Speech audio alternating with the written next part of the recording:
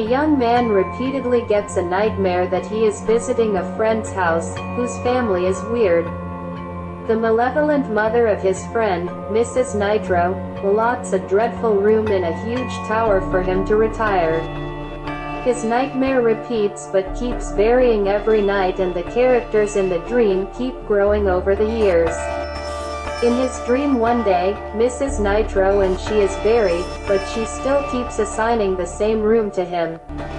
In the young man's normal life, his friend Milton invites him for dinner one day. He is surprised to see that everything matches with the nightmare. But the personalities and names are different, and he has an enjoyable experience.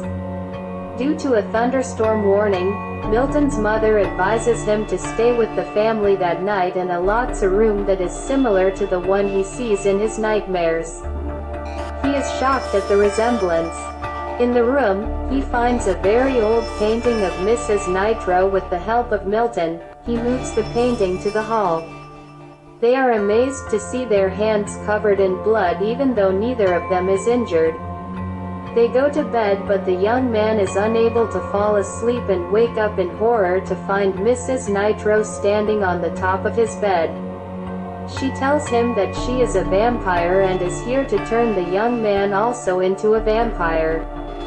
They get into a fight and he manages to escape. When he rushes out of the room, Milton comes out hearing the commotion.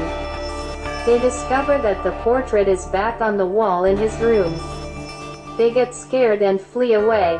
An old newspaper carries the news that Mrs. Nitro's coffin keeps erupting every day and has to be reburied. Thank you for watching. I hope to see you again soon.